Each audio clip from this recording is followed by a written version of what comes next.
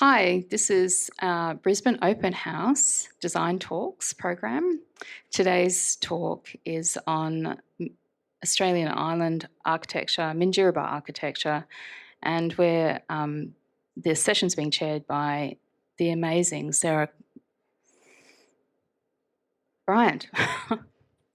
Sarah's an architect currently teaching and researching in practice.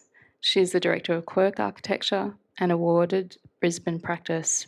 At the Queensland University of Technology, she is the Architecture Area Study Coordinator, Lecturer in Architecture and Creative Industries Faculty Internships Coordinator. She is a Fellow of the Australian Institute of Architects and Queensland Chapter Education Committee member. Sarah advocates for site-specific, environmentally respectful, flexible and informed design responses. Apologies, Sarah. It's all yours. Thanks very much, Anne. Good morning, everyone here in the studio and joining us online. Welcome to Minjerribah's Built Culture panel discussion. I'm delighted that you can join the panel and I, for whom Minjerribah, also known as North Stradbroke Island, is a special place.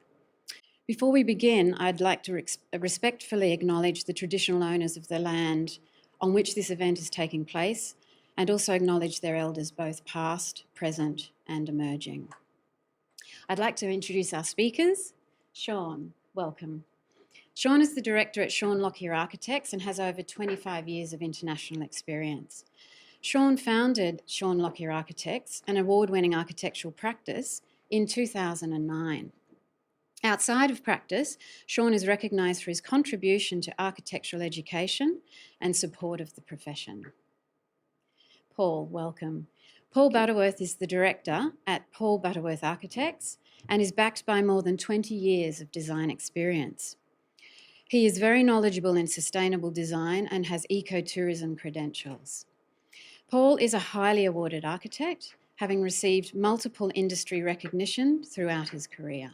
Welcome, Paul. Welcome also to Justin O'Neill, principal at O'Neill Architecture. Justin founded O'Neill Architecture in 2010, following 17 years as founding partner at Arcfield.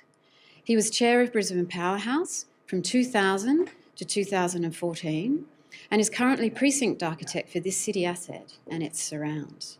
Justin is a member of the Brisbane City Council's Urban Futures panel and the Australian Institute of Company Directors. He has been Queensland Awards Director and was awarded Life Fellowship of the Australian Institute of Architects in 2019. So welcome to you all.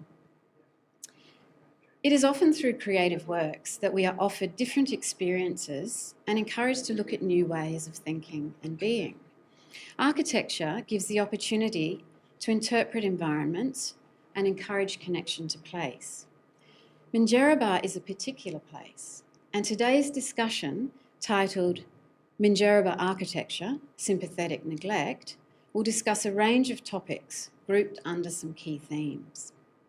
We importantly acknowledge that we are talking about Quandamooka country, which includes Minjerribah, often referred to as North Stradbroke Island. So to give some context to our discussions today, particularly for our global audience, I'm going to ask Paul to give us some background, some history to the island, the environment, the climate, and what makes it such a special and particular place. Thanks, Paul. Thank you, Sarah. Minjerribah is the second largest sand island in the world. It's about 275 square kilometres in size. It's located 30 kilometres due east of Brisbane, which is the capital of Queensland, a state in Australia. It has three main townships. There's Gympie, which is also called Dunwich, Pulan, which is Amity Point, and Malumba, Point Lookout. The Indigenous name for Point Lookout, Malumba, actually refers to the rock that makes up the headland there, which is the only place that the Straddy stone occurs. The rest is all sand.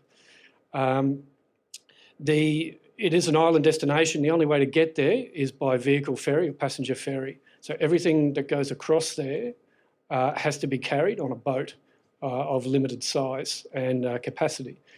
The climate is subtropical, which is characterised by humid, hot and windy summers and dry winters, and very clear winters with very low rainfall. The place is naturally beautiful. It's absolutely incredible. It's crystal clear water, white sandy beaches. The wildlife is plentiful and abundant. You can see family groups of kangaroos, family groups of dolphins, koalas, manta rays. The humpback migration goes right past Point Lookout. And the native flora and fauna is especially unique to that place and that setting. So it is a bit of a hotspot destination for surfing and diving as well, as I'm sure Shaun will attest, and fishing and general recreation. It's produced some of the greatest surfers in Australia over time, professional surfers. So it has a real strong active identity as well. The Quandamooka people, I believe, have been continuous residents for tens of thousands of years. Their habitation on Minjerribah is, I believe, one of the earliest recording habitation of Indigenous peoples in Queensland. So it's a particularly significant place.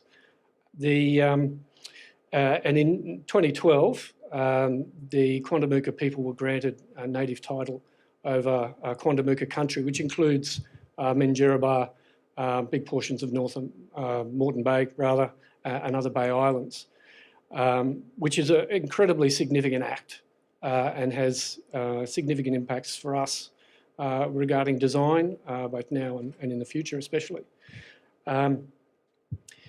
The domestic habitation or residential development on the island, actually, stepping back from that, if I could, Europeans arrived in 1802 with Flinders' arrival, and since that time, the island has been home to penal colonies, pilot station, whaling station, leper colony, more recently sand mining, which has been a significant operation for well over 60 years, I think, or more, and has only just wound up at the end of 2019, I believe. They still have a presence there, but their activity has ceased, I understand. So there's a real sense of transition between sand mining and the emerging industries of tourism, and especially cultural tourism, and the identity and the continuing emergence of the Quandamooka people and their craft and other cultural pursuits. The residential development on the island has had a little bit of a checkered history. There are heritage listed buildings, predominantly at Gympie, at Dunwich, and most of the other development there, since the 40s and 50s has really been somewhat haphazard because everything comes across by barge. So structures are predominantly or traditionally been very lightweight and very expedient. The dwellings haven't been particularly large. They've basically been what's necessary to dwell in the bare minimum for short stay or short periods of time. There was more popularity of residential development in the sort of 60s and 70s, but it became apparent, I believe, that things were getting a little bit out of hand. And in the mid-90s, Council developed and created development codes, which then more rigorously governed what kind of development, materiality, and basically created a whole bunch of rules that became relevant for anyone who was looking to build on the island. So at that point, the architecture, which is sort of haphazardly or somewhat organically evolved at that point, People basically did almost whatever they wanted over there, and they were only limited by what they could transport and build physically themselves. Really got reined in, and there were quite prescriptive rules in place, governed by a development application process with the local council, which meant that we could only do certain things. In my view, I think that's been a great move, and has really sort of meant that development on the island has moved forward, albeit very awkwardly, but in the right direction. So it's been quite an evolution. The population is basically 2,500 people permanently, but at peak holiday times, it can swell to 25,000, 30,000 fairly easily. So it is really a recreational tourist destination that is very, very quiet for most of the year. And then at peak holiday periods, it really gets inundated for a very short space of time. So it's a bit of a boom and bust town. Thanks very much, Paul, for sharing your amazing knowledge about the island, and that gives us really great background for our discussions. And you mentioned that it's a subtropical environment, climate, and that has a great impact on the way that we think about dwelling, think about how we inhabit a site. Shaun, what aspects differentiate Minjerribah from other destinations, other tropical and subtropical islands, in your view? I think what's unique about Minjerribah, and particularly for me, I think coming from South Africa 20 years ago, I think when I first came upon Straddy as I knew it then, but Minjerribah as we more appropriately refer to it now, I think what struck me was how unspoiled it was, and in a world where there's increasing intensity of development and pressure on space, and certainly premium on waterfront land, I think both the cultural significance of the island, the fauna and flora, as Paul quite correctly points out, and I think more recently the sort of spirit of the place, that people that have gone there have sought to kind of protect and to kind of reinforce. I think there's a real sense that in a sense, this kind of parochialism has almost been its best insurance policy, that it's resisted any form of intense development to the extent where, really other than a few new homes that have been built, of which we've been a part, there's been little to no material change in the nature and intensity of development, certainly over the last 2 decades that I've been going there. I think and even to the extent that locals even almost resist upgrades to roads and things like that, because their desire to want to hold on to the spirit of the place as a place that is unspoiled, that has a sense of being organic, that has a sense of being more about nature than about built form or development, I think really does set it apart from a number of other places. And again, if one, in the context of Southeast Queensland and Moreton Bay particularly, I think when you look north and south and one thinks about the Sunshine Coast, particularly for perhaps any international people watching, or south to the Gold Coast, they're both areas of intense multi-residential development and hotels and resorts and houses and canal estates, whereas when one gets to Moreton Bay, there's a totally different spirit of building. And then if Minjerribah has a combination of development and nature, then of course we have Fraser Island and Moreton, which then on the other extreme are almost entirely natural islands with little to no development. But I think it's that sense of it being a place where the minimum amount of intrusion from a built perspective really defines it in a way that both protects it and I think makes it particularly special.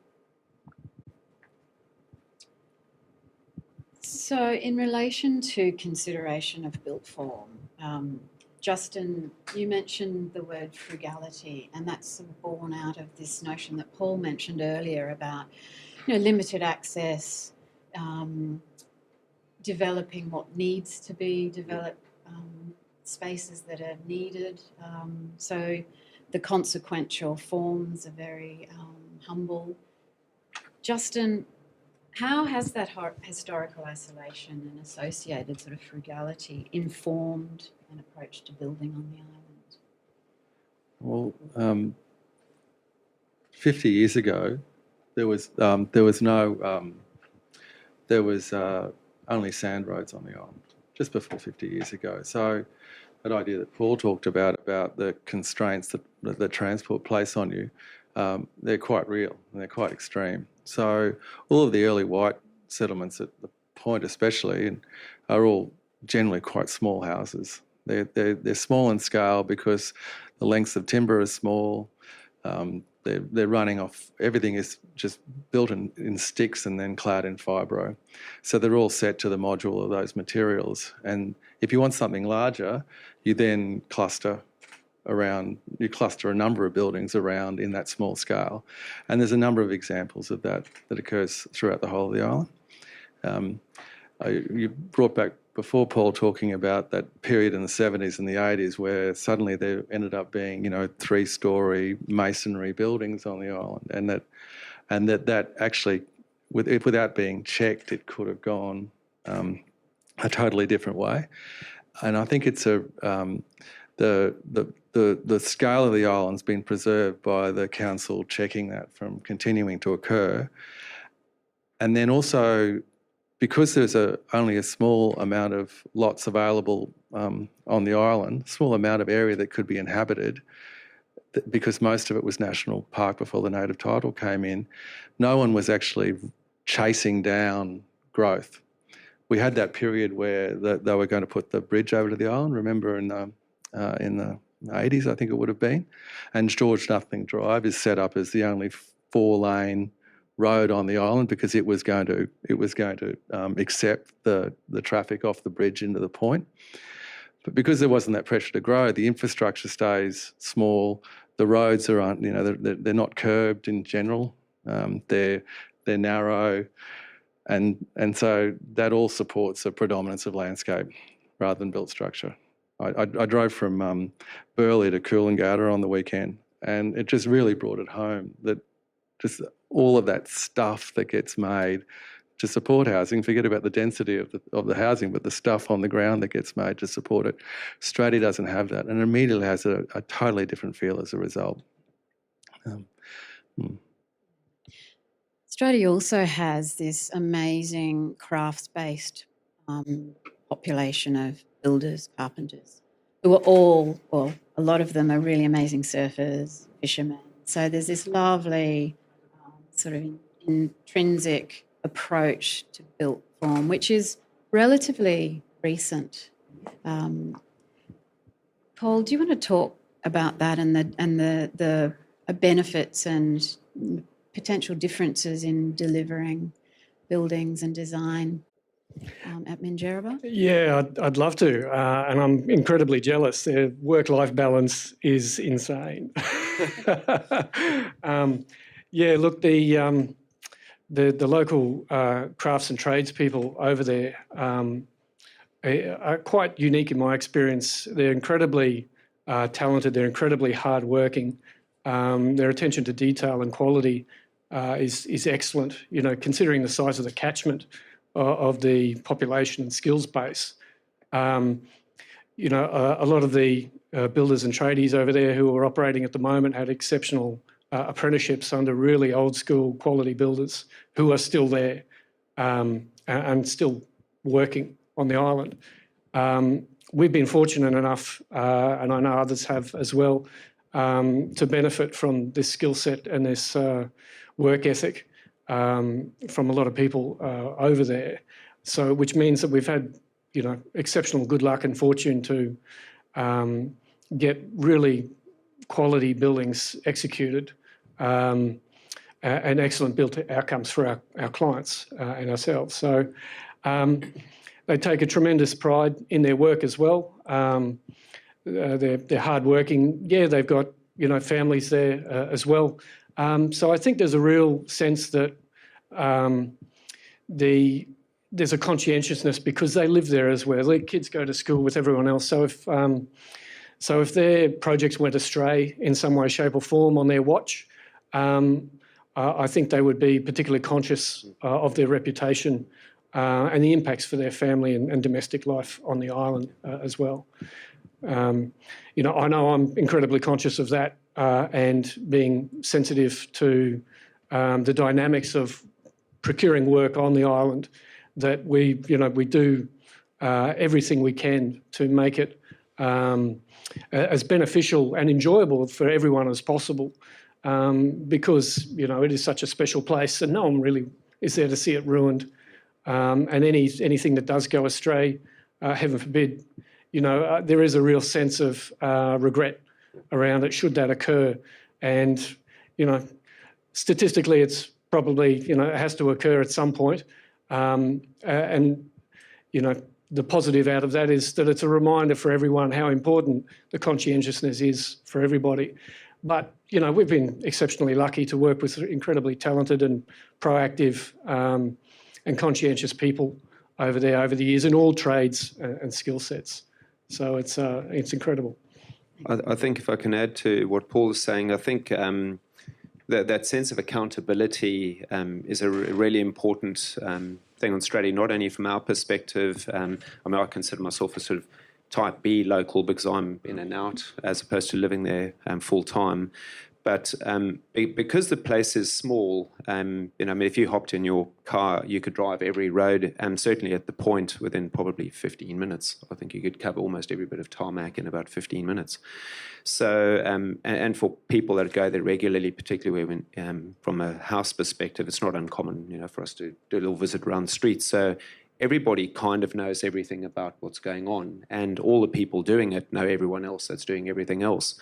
So from a trade and quality and craft culture, there's almost this sort of underlying narrative that something good gets done, it sort of promotes more good things being done. And because not a lot is being done, everything gets its time for people to kind of think about it and consider it, have opinions on it and things like that. And I think you only have to cross the bay to Raby Bay, which is 3 kilometres as the crow flies, and everything's concrete block and massive tiled roofs and sort of project home building, and then you go 3 kilometres away and everything is delicately built with small, simple elements and timber and fibre, as Justin mentioned.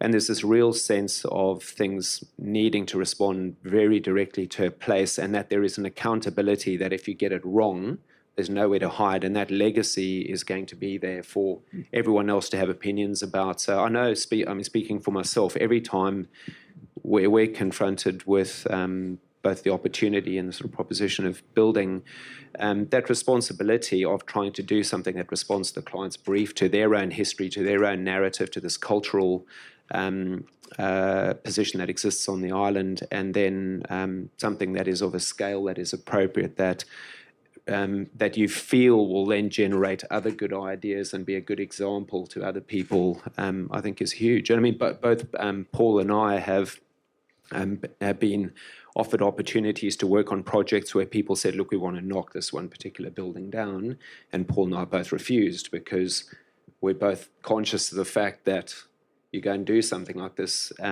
you will be accountable in a way that you may be not accountable in the city.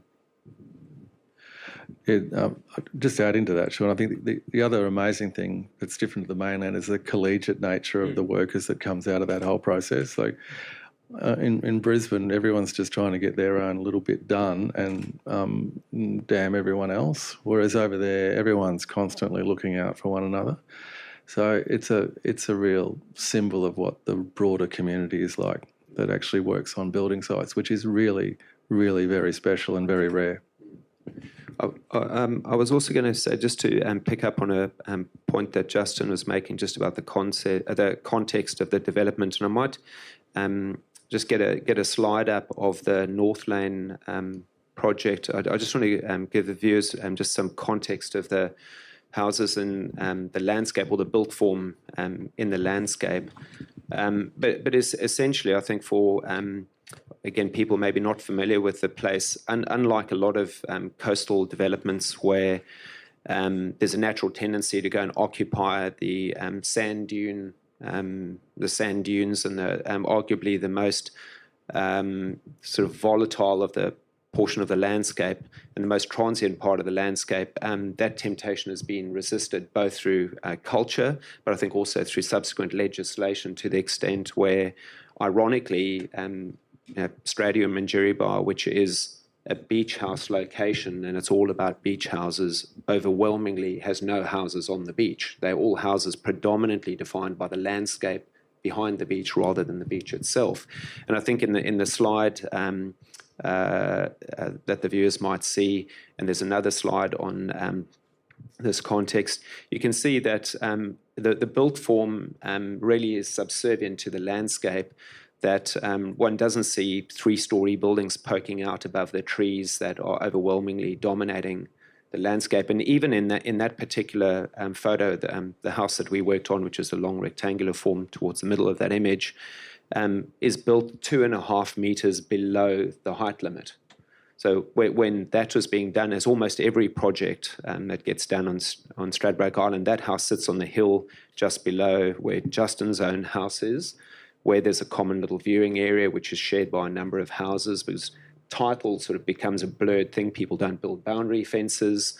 In fact, boundary fences are almost frowned upon to the extent where people sort of borrow the landscape, and rather than defining an edge of their property and then planting a little tree, a big tree remains straddling two properties. And the sense then is that the building is very much secondary to the landscape. And in the subsequent slide, shown there, even where new building is being built and new landscapes are being developed, the intention is very much for the landscape ultimately to take over the building. And I think to that end, that term that sort of serendipitously came up about sympathetic neglect is really not, it's anything from neglect, but it is everything about sympathy, that sense that the buildings are there to really serve a purpose, to serve a culture, but ultimately, as a built form, it is less about the building and much more about the environment that we're trying to have as a legacy of building in that place. Thank you all. And that's a really interesting comment, Shaun. And we're sort of at the point where we might talk more about this notion of sympathetic neglect. And I just wanted to pick up on Justin's comment about this notion of the built form at Minjerribah compared with the way that we deliver projects on the mainland. And this notion that Minjerribah is very special because you can shed the stress of the mainland, and that journey from Cleveland across is this kind of, well, we were talking about it earlier, catharsis, and that gives us the opportunity to question briefs, to talk to clients about doing things in a different way, a way that's about the place, and it's about the way they might live there, not necessarily the way they live ordinarily. So this idea of sympathetic neglect, how does that idea, or the idea of the building taking a repose into the landscape generally, how do you talk to people about that, and how does that get delivered in its essence? I mean, I think it's an ongoing discourse, and I think it's interesting, particularly the more one builds there. I think context becomes more and more important with every project or any engagement on the island, because I think with every good example, it makes getting a better example done easier, and with every bad example, it makes people more nervous of something else. And I think, getting back to what Justin was saying and Paul's saying just about the legacy of the vernacular building being a fibro building with cover battens and simple construction, a lot of those through complexities of getting to the island, cost of maintenance, people, the amount of time spent there, a lot of those buildings sort of, I say deteriorated, but in a considered way, they were sort of left to deteriorate to a point that they sort of really did the minimum that a building needed to do to really, provide shade, cover, a place where you could lock a surfboard away, throw a towel away when you went back to the mainland. So I think there's a sort of narrative of the building needing to do as little as possible rather than on the mainland where it's trying to do as much as possible. And I think that point of sort of disengaging from the mainland, sort of consciously sort of decoupling with the mainland, hopping on a barge, hopping on a bus or in a car, four-wheel drive, and getting to the place, there's a very conscious change that goes on, and everyone that goes there comments on it. Some people see it initially as a thing that keeps them away from the island, but ironically it's the thing that ultimately becomes one of the greatest value adds for the island. And I think people then start to think about the building as a continuation of that story of things aging and not being precious, and things, if they get a patina to them, or in the case of, I'm just talking more personally, in our place, we had a natural vine, and I'll get the guys to just bring up a photo of the back of our screen, of the back of our deck at our Straddy shack. We built a very simple structure on the back of the house, and it's just the next photo. Yep. So this is a picture of the back of our deck, where a native vine has just started growing up the back of the deck, and we didn't intend it. But because you're building into the bush, and we don't knock anything down, we don't knock any trees down, the landscape starts to increasingly just take over the building. Now, in Brisbane, we would have trimmed the hedge back and we would have left things to go, in the way that you would typically do them. But in the mainland, the fact that the Moreton Bay fig's roots are starting to affect the drainage, or the vine is starting to creep over the building and, get into windows and stuff, you actually consciously let that happen, because for us and for a lot of people, I think it starts to feel like the story and that conscious decoupling from a city, which is just such a different experience. So is it more than scale and form?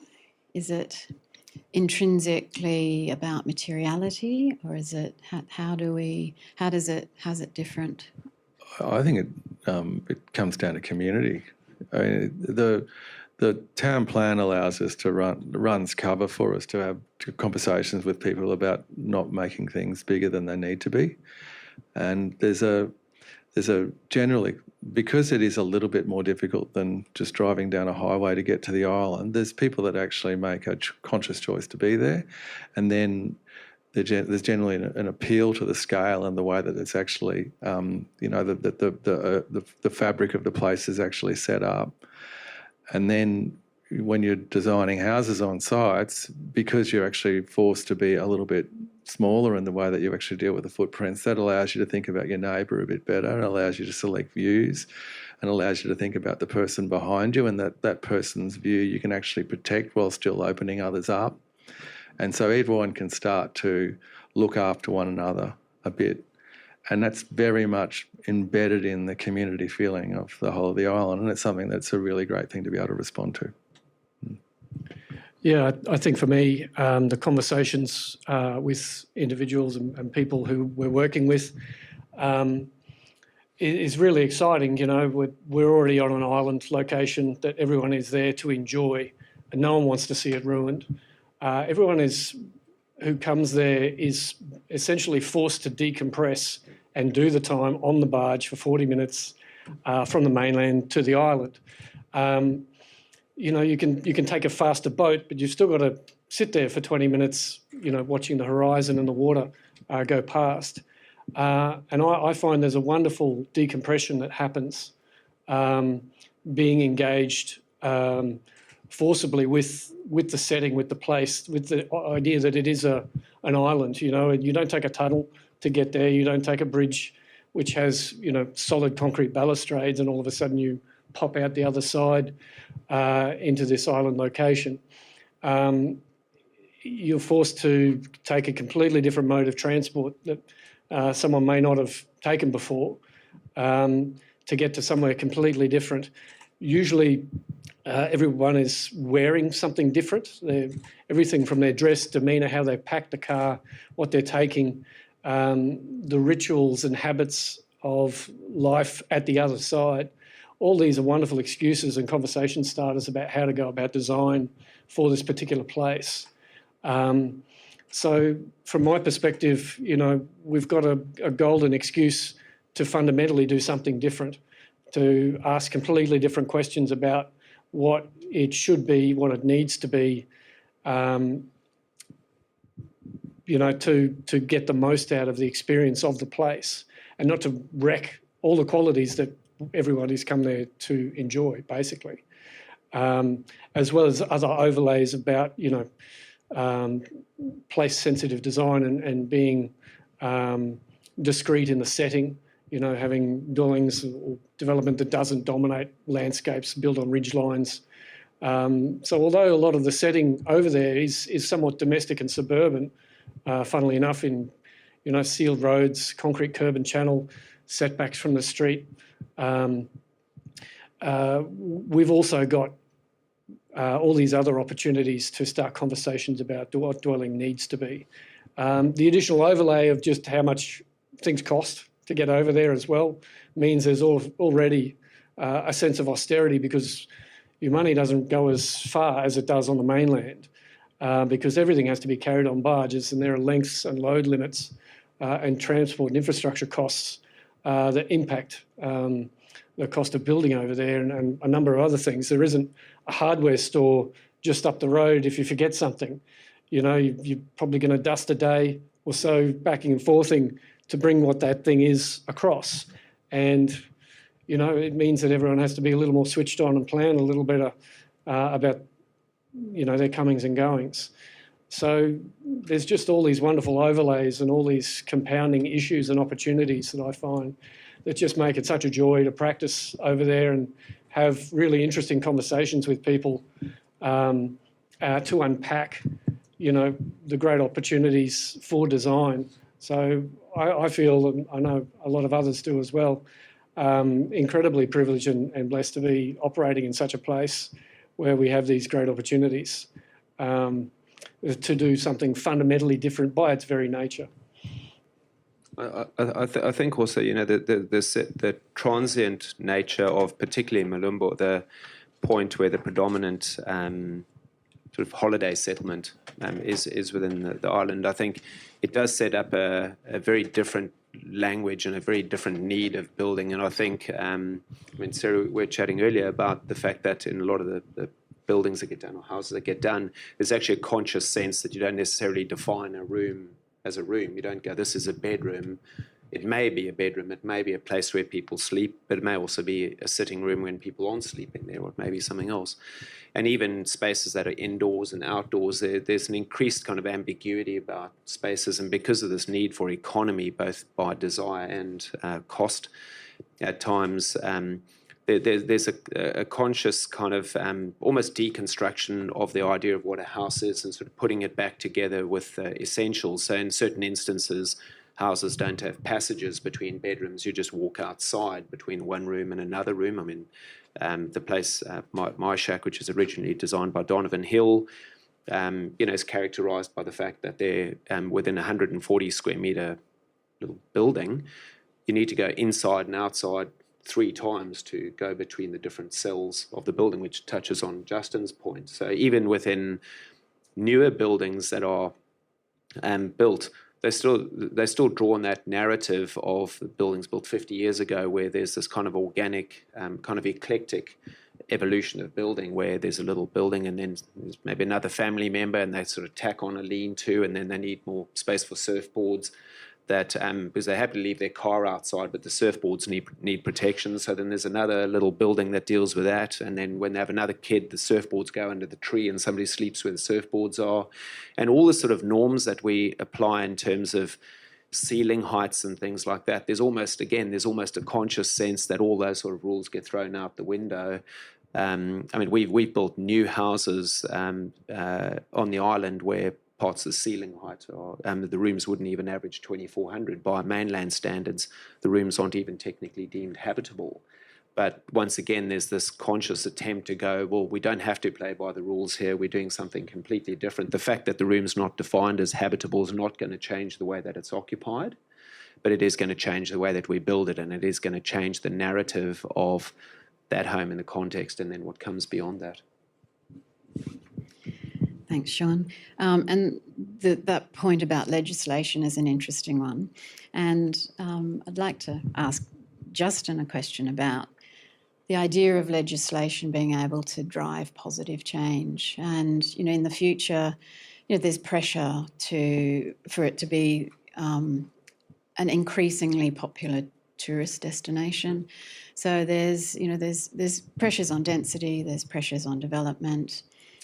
Justin, how do you think legislation can sort of be a positive instrument and enact change or work with the community to be able to deliver on this sympathetic neglect? Well, I think we've mentioned it a few times about that, controlling the scale of particular parts of buildings. I mean, it's an interesting time at the moment because there's a temporary planning instrument in place on the island at the moment over the lots of areas of Darnetch Amity and at the point at Moomba.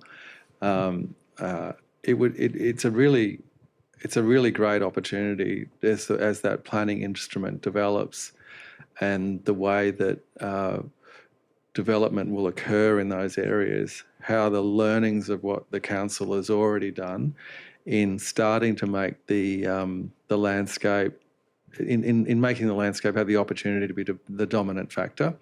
I mean, in a lot of what we talk about is a little bit romantic because in some places, even with the town planning instruments as they work at the moment, you still get a lot of construction above the tree line along the ridges and the like. There's some really sensitive areas that are touched by that planning instrument, and it would be interesting to see what different titling options we could put over those, especially the ones going all the way down along Main Beach, and how you might actually set it up so that the landscape became the primary factor and the houses were second, and then what comes out of that. So hopefully the state is thinking about those things and working on models that might actually be of benefit rather than it being something that might be of detriment.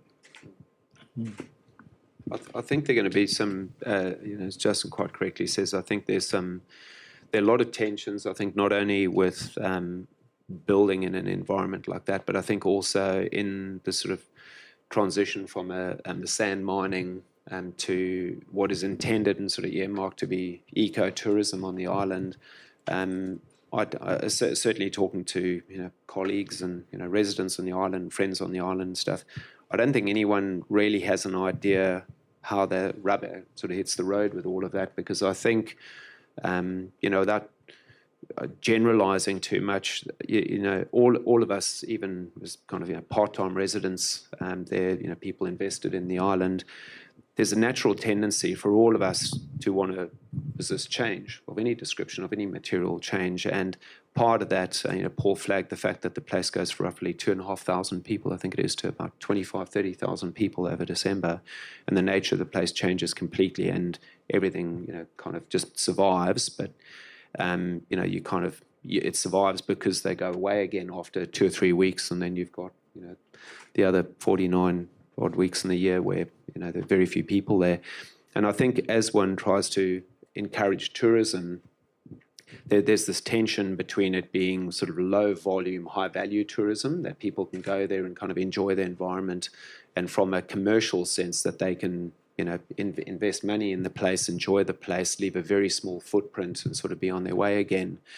And there've been some newspaper articles about fast ferries and stuff from the city, taking, I think they were talking about thousands of people a day to the island, which again, how resolved those ideas are, I don't know. But the resources and the sort of infrastructure on the island's not there to support those things yet. And I dare say, and again, I don't want to presume for anybody else, if all of a sudden, we got a letter as ratepayers on the island that they were putting on another 40 buses, or that they're putting in a bus terminal at the point, or they're putting in a train or something like that to deal with it. It's not something that's going to go down very well by anybody. There's nobody that wants that.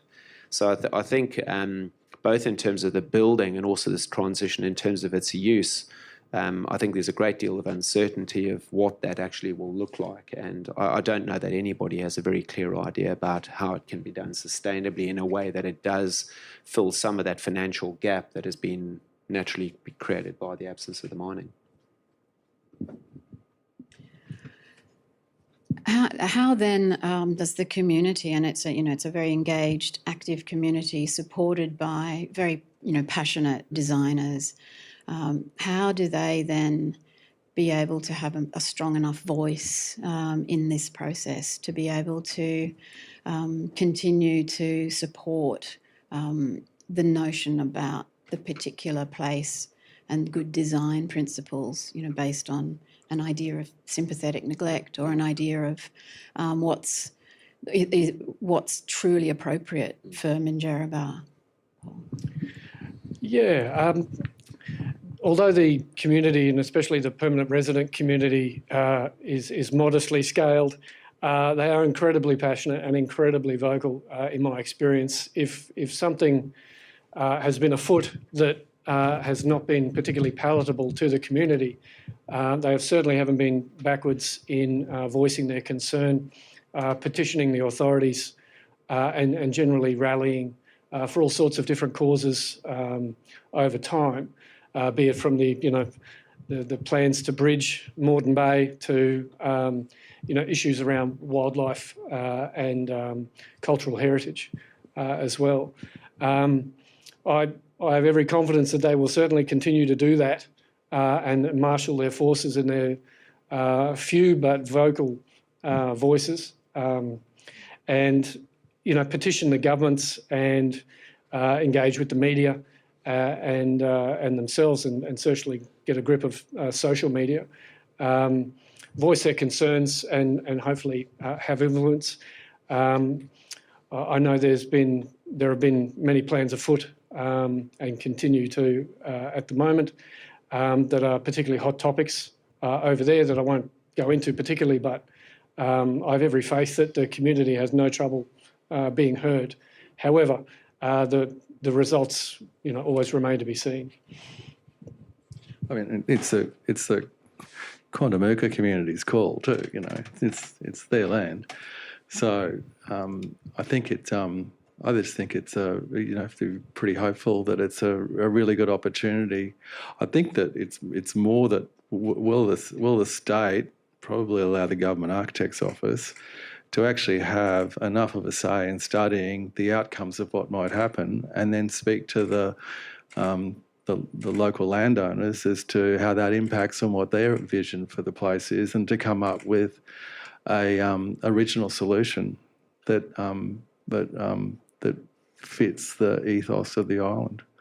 And you'd have to say that there's not too many difficult steps in actually doing that. There just needs to be some desire.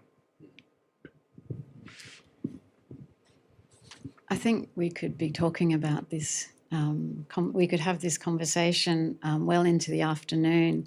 We've just got a few minutes left, so I just wanted to hand it back to all of you just to give a sort of a final comment about the work that you've done there. We can see your passion for the place. Shaun, I think you're going over there in about an hour's time. So it's been 155 barge. Thank you for the wonderful conversation. I can see that it's a very particular place, and you've done some amazing work over there and will continue to do so. So in wrapping up, what would your advice be to the audience, or what would be your kind of final comments in relation to being able to support such a wonderful place going forward? I think for myself, I just want to learn more about the culture. I want to learn more about the traditional owners. I want to understand more about the fauna and flora, and try and find a way that we can do less and less, genuinely do less and less to achieve the outcomes and all the sort of cultural, spiritual and aspirational things that people want from the place. And we've just got to keep fighting to preserve it. I'm really conscious that we're just visitors to the island, and that the local community is incredibly strong, and it's the heart and soul of the place, and it is somewhat at one with the landscape in a way. And I think just if everyone keeps protecting that, then the soul will stay there.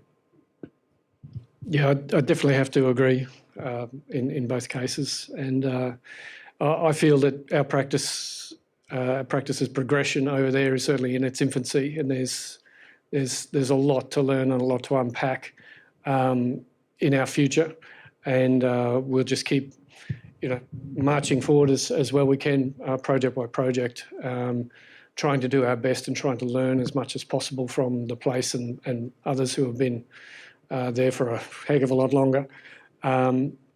And basically just do our best and defer to the raw beauty and power of the place as much as we possibly can with as modest a means as possible. That's all we can do. And I think what's lovely about that ethos is that there's this amazing transference of we arrive, but then we go back to our other places, and we can apply that amazing sense of place and those principles that are unique to a truly successful collaboration. So thank you all for a wonderful discussion. And I'll look forward to seeing you on one of the beaches at Minjerribah very soon. Thanks, Sarah. Thanks, Sarah. A pleasure.